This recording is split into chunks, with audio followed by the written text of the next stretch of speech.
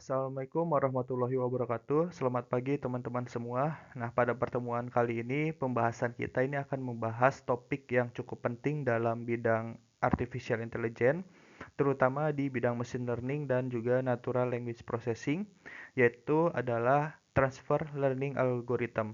Nah, di mana materi ini merupakan bagian dari mata kuliah natural language processing dan tentunya sangat relevan dengan perkembangan AI modern, terutama pada model seperti BERT, GPT, dan large language model lainnya. Oke, before we go deeper, let me give you a bit of context. Nah, di dunia nyata, training model from scratch itu membutuhkan data yang sangat besar, kemudian komputasionalnya juga sangat mahal tentunya untuk biaya cost computationalnya. Kemudian dari waktu trainingnya juga itu memerlukan waktu yang sangat lama. Nah, namun tidak semuanya ini problem utama ini tidak semua problem itu punya data yang besar. Nah, di sini transfer learning ini menjadi salah satu solusi untuk ketika kita menyelesaikan suatu problem dengan data yang terbatas. Oke, sekarang kita masuk ke definisi dasar dari transfer learning. Nah, secara umum, transfer learning ini adalah sebuah teknik di dalam mesin learning, di mana knowledge ini bisa berupa model, fitur, ataupun parameter yang dipelajari dari suatu task atau tugas atau dataset yang kemudian digunakan kembali untuk menyelesaikan task lain yang serupa atau masih berhubungan atau memiliki keterikatan. Nah, in simple terms, whereas the model is already learned. Jadi artinya ini model ini sudah dipelajari sebelumnya dan model tidak memulai pembelajaran dari nol, tetapi memanfaatkan existing knowledge untuk mempercepat dan meningkatkan performa pada task baru. Nah, hal penting yang perlu diperhatikan di sini adalah kata "rest" dan juga "familiar" or "relate test", yang mana transfer learning works well only when the source task and target task are relate. Jadi ada kesamaan antara tugas dan juga pembelajaran sebelumnya. Jadi kalau tasknya ini tidak relevan sama sekali, maka transfer learning ini justru bisa menurunkan performa yang kita kenal sebagai negatif transfer. Kemudian kita masuk ke dalam konsep dari transfer learning itu sendiri. Nah, kalau kita melatih deep learning nih, maka model yang dilatih ini tentunya akan dari nol dan biasanya membutuhkan data yang sangat besar. Nah, supaya model bisa learn patterns dengan baik, this is one of biggest challenge in deep learning. Jadi tidak semua kasus itu punya big data set, apalagi untuk domain yang spesifik atau bahasan yang tertentu. Dengan transfer learning, model ini tidak belajar dari awal tetapi memanfaatkan knowledge dari previous large dataset. Jadi dari pembelajaran sebelumnya yang datanya ini sudah banyak dikumpulkan dan dipelajari. So the model already understand general pattern. Jadi dia sudah mengetahui nih uh, pattern atau pola secara umumnya itu seperti apa. Akibatnya, meskipun data baru yang kita miliki terbatas, ini model ini tetap bisa perform well atau berjalan dengan baik dengan bantuan transfer learning tersebut. Nah, tentunya seperti yang sudah kita ulas dan kita ulang dari tadi bahwa dengan transfer learning model ini tidak perlu belajar dari awal tetapi memanfaatkan knowledge dari previous large dataset yang sudah dilatih sebelumnya. So, the model already understand general pattern. Jadi model ini memang sudah disiapkan untuk agar pelatihan-pelatihan berikutnya ini sudah mengetahui polanya secara umum. Akibatnya meskipun data baru yang kita miliki terbatas, misalkan seperti data citra medis itu kan pasti kita terbatas. Nah, model ini tetap bisa berjalan dengan baik karena pre-trained model sendiri ini sudah melewati proses training dan juga proses yang panjang dan mahal secara komputasinya. Because of that, we don't need to retrain the entire model. Jadi biasanya hanya beberapa layer saja yang kita train. Nah, sementara layer lainnya kita freeze. Nah, ini yang disebut dengan sebagai fine tuning strategy. Nah, dengan pendekatan ini training tentunya akan menjadi lebih cepat. Computational research juga lebih hemat dan juga model ini lebih praktikal untuk real world application. Jadi itulah kenapa atau that's why transfer learning is not just effective but also efficient. Next, we will look at how transfer learning is applied in real model NLP. Nah, sekarang kita akan beralih fokus terhadap apa sih itu pre-trained model. Nah, pre-trained model itu penting karena model tersebut sudah menyimpan general knowledge yang diperoleh dari training pada dataset yang sangat besar. So the model is not empty. It's already know something. Jadi, misalkan untuk image domain, nah model biasanya sudah memahami nih edge-nya seperti apa, color-nya seperti apa, tekstur seperti apa, shapes, kemudian object part-nya seperti apa. Sementara untuk contoh teks atau NLP-nya sendiri, model ini sudah belajar bagaimana language structure, word relationship, dan juga sentence of konteksnya itu sendiri seperti apa. This is why pre-trained language model are very full for NLP. Nah, kemudian pada slide ini kita akan membandingkan 3 pendekatan penting dalam training model, yaitu training from scratch, transfer learning, dan juga fine tuning. Nah, perbedaan utama dari ketiga pendekatan ini terletak pada bagian model yang memanfaatkan prior knowledge. Yang pertama kita akan bahas tentang training from scratch. Nah, training from scratch ini berarti model ini dilatih sepenuhnya dari awal dengan random initial weight, yaitu dengan bobot tertentu tanpa membawa knowledge dari model lain. Nah, the model literally know nothing at the beginning. Jadi konsekuensinya itu membutuhkan dataset yang sangat besar dan juga akibatnya training time-nya ini menjadi lama dan tentunya computational resource-nya ini memerlukan resource yang tinggi. Jadi pendekatan ini sebenarnya jarang digunakan untuk saat ini kecuali kita punya data yang sangat banyak dan juga domain yang sangat spesifik.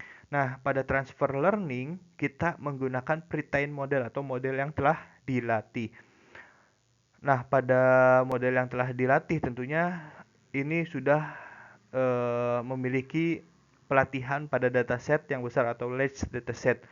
Nah, kita bisa membekukan sebagian layers atau membuat freeze suatu layer komputasional dari modelnya sendiri untuk bagian-bagian tertentu dan biasanya hanya final layer yang dilatih ulang untuk task atau tugas yang baru. So we rouse most of the model knowledge. Jadi kita bisa tahu nih pengalaman dari model ini tuh seperti apa. Kemudian pendekatan ini tentunya cocok untuk dataset yang kecil dan juga trainingnya jauh lebih cepat dan lebih efisien secara komputasinya. Nah, yang ketiga ada fine tuning. Nah, fine tuning ini bisa dianggap sebagai kelanjutan dari transfer learning. Nah, di sini pre-trained model ini tetap digunakan, tetapi sebagian atau seluruh dari layer tersebut itu dilatih ulang dengan learning rate yang kecil. We uh, we gently adjust the model to be better fit the target data.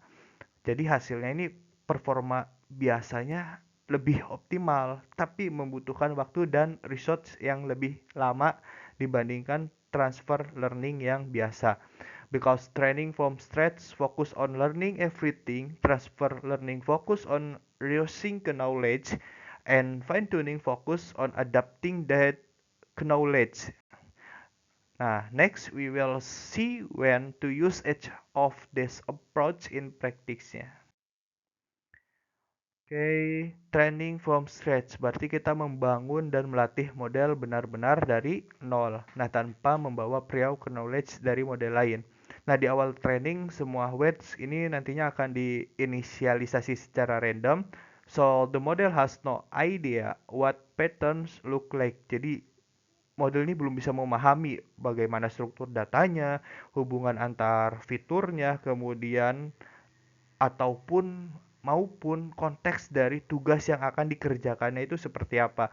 Karena starting point-nya ini benar-benar dari nol. Kemudian dari training from scratch ini membutuhkan dataset yang sangat besar. Biasanya million of sample, kemudian data yang kompleks dan beragam. Without large data, the model will not generalize well. Jadi tanpa data yang besar nih model ini tidak akan melakukan pembelajaran dengan baik. Nah, proses training juga membutuhkan many approach. Jadi high computational power ini biasanya memakai GPU atau bahkan cluster dan waktu training yang cukup lama. Convergence is slow because the model learns everything step by step. Jadi prosesnya ini akan berjalan lama karena akan diulik dari layer per layer, step by step. Hasil akhirnya adalah new model trained from scratch. Jadi wax yang full optimized, train entirely from raw data, kemudian dan sangat domain specific. Namun trade-off-nya ini adalah cost-nya tinggi, time consuming, dan juga tidak efisien untuk kebanyakan use case saat ini. In practice, training from scratch ini is only used when pre-trained model are not available or not suitable.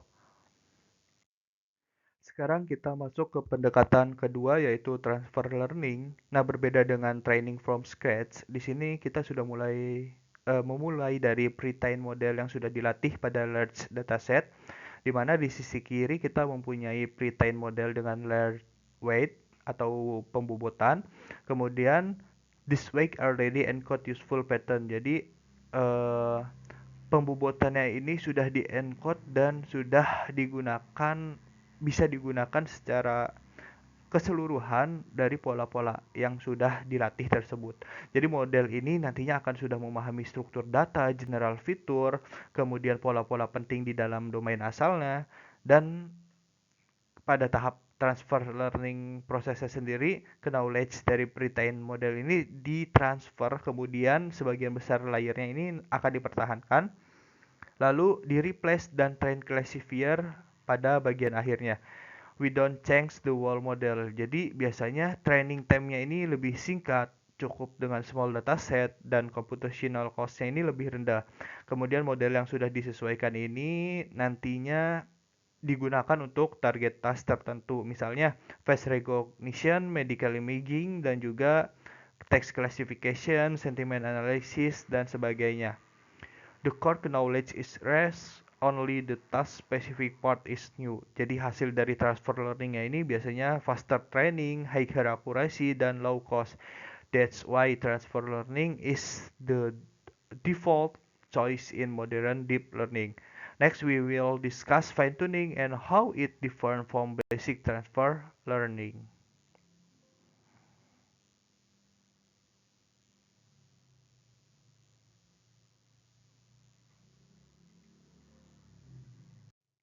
Kemudian kita bahas pada pendekatan ketiga yaitu fine tuning, di mana fine tuning ini masih menggunakan pre-trained model, tetapi cara mengadaptasi modelnya ini lebih dalam dibandingkan transfer learning biasa.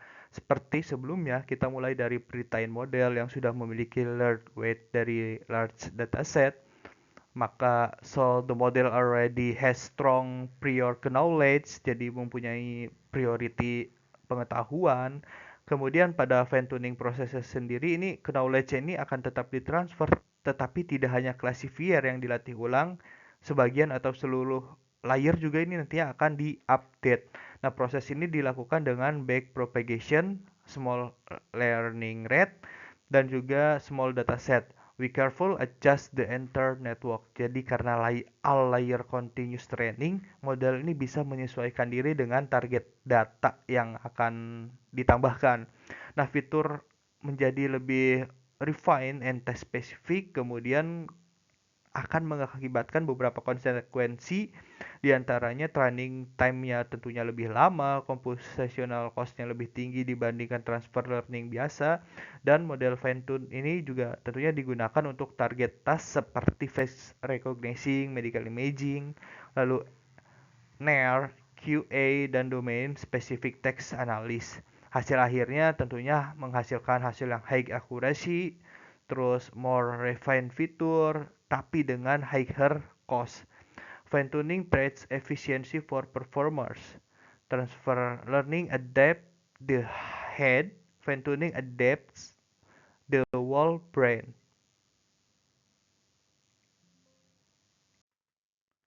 Oke, sekarang kita masuk dan bahas salah satu pendekatan penting dalam transfer learning yaitu fitur extraction. Di mana fitur extraction ini adalah pendekatan yang dimana nantinya kita menggunakan pre-trained model juga seperti fitur extraction lainnya, bukan sebagai model yang dilatih ulang sepenuhnya. So, the pre-trained model is used to extract meaningful fitur. Jadi model-model seperti ResNet, MobileNet, VGG, EfficientNet ini sudah dilatih pada large dataset seperti ImageNet. This model already know how to recognize common pattern. Mereka sudah memahami edge, tekstur, shape, bahkan kompleks objek dalam fitur extraction. Terus di fitur extraction juga kita seluruhnya pretrain layer ini akan di freeze biasanya, kemudian model tidak diupdate selama training. Kita juga hanya bisa menambahkan dan melatih classifier di bagian akhir. We only train the top layer, not the entire the network. Jadi kapan fitur extraction ini bisa digunakan? Nah, pendekatan ini cocok ketika dataset ini sangat kecil, kemudian computational resource-nya terbatas, atau kita ingin training yang sangat cepat. Namun karena fitur ini tidak bisa diadaptasi, maka performanya biasanya lebih rendah dibandingkan dengan fine tuning. Nah, sekarang kita bisa lihat secara visual bagaimana fitur extraction ini bekerja dalam transfer learning, di mana pre-trained model atau left setnya ini di bagian kiri kita bisa mulai dari pre-trained model yang sudah dilatih menggunakan large dataset, misalnya ImageNet, kemudian this wake already trained and the frozen. Artinya wax ini tidak diubah, kemudian model itu menyimpan general visual knowledge-nya seperti edge, shape, dan object pattern. Kemudian webnya ini tidak diubah, modelnya menyimpan general visualization yang sudah tadi digunakan. Kemudian pada fitur extraction process di middle-nya ini, protein model ini digunakan sebagai fitur extraction. Kemudian seluruh layernya di freeze, kemudian model ini hanya menghasilkan fitur representation. The model acts like a smart feature generation. Classifier lama nantinya akan di replace, diganti karena task yang baru ini memiliki label yang berbeda biasanya. Kemudian task specific classifier atau rake set pada bagian kanan ini kita bisa menambahkan text specific classifier, dan hanya classifier ini yang dilatih menggunakan target dataset. Only the new classifier learns. Jadi model ini nantinya akan belajar memetakan fitur ke label yang baru, misalnya klasifikasi dog, cat, atau animal types lainnya. Nah, pendekatan ini tentunya trainingnya cepat, resource-nya efisien, dan juga cocok untuk small dataset. Namun fitur tidak diadaptasi sehingga performa biasanya di bawah fine tuning. Nah, kemudian sekarang kita masuk ke dalam topik domain adaptation, yang mana ini merupakan salah satu teknik penting juga di dalam transfer learning, di mana domain adaptation ini digunakan ketika source data dan target data memiliki distribusi yang berbeda. Nah, tetapi task atau tugas yang dikerjakannya ini sama atau sangat mirip. Same task, different data distribution. Jadi perbedaan distribusi ini sering disebut dengan domain shift. Nah, jika pre-trained model langsung diterapkan ke target data, maka performance model ini bisa menurun, hasilnya tidak optimal, dan meskipun tasknya sama, the model was trained on a different world. Jadi akan merasa bahwa dirinya ini melatih di dalam dunia yang berbeda. Contohnya ketika model dilatih pada foto siang hari, tapi digunakan pada foto malam hari dan atau di dalam sebuah natural language processing. Maka model yang dilatih pada news article misalkan digunakan pada social media text dengan domain adaptation, maka model diadaptasi agar bisa mentransfer ke knowledge dari source domain ke target domain tersebut harus memiliki karakteristik datanya yang identik. we a legend uh, we a legend cause the distribution not the task. Jadi inti yang perlu diingat ini domain adaptation is about handling distribution ship, not changing the text. Nah, sekarang kita lihat bagaimana domain adaptation ini bekerja secara visual dalam konteks transfer learning. Ini seperti yang sudah dibahas pada slide sebelumnya. Kita lanjut pada slide ke-13, di mana pada slide ini kita akan membahas bagaimana arsitektur model bekerja dalam konteks transfer learning. Jadi fokus kita ini adalah kebagian dari mana model ini yang dipertahankan dan mana yang dilatih ulang. Pada confusional layer versus full connect layer, ini maksudnya bagaimana? Nah, kita misalkan pada model deep learning, khususnya CNN atau confusional layer, ini berfungsi untuk mengekstraksi general fitur seperti edge, shapes, dan pattern. Kemudian ada full connected layer berfungsi untuk test specific decision making. Kemudian ada lower layers, learn general feature, higher layer, learn specific test. Kemudian karena itu juga tentunya dalam transfer learning ini confusional layersnya biasanya dipertahankan. Baik, sampai di sini pembahasan kita mengenai transfer learning. Nah, kita sudah membahas nih konsep dasar dari transfer learning itu seperti apa, perbedaannya dengan training from scratch dan fine tuning itu seperti apa, feature extraction, serta domain adaptation. I hope this session give you a clear understanding of how modern machine learning model results knowledge. Transfer learning is not just about efficiency or about building smarter model with less data, tapi kita juga bisa mengoptimalkannya. Nah, mungkin itu saja yang bisa dapat saya paparkan. Terima kasih atas perhatiannya dan partisipasinya. Wassalamualaikum warahmatullahi wabarakatuh.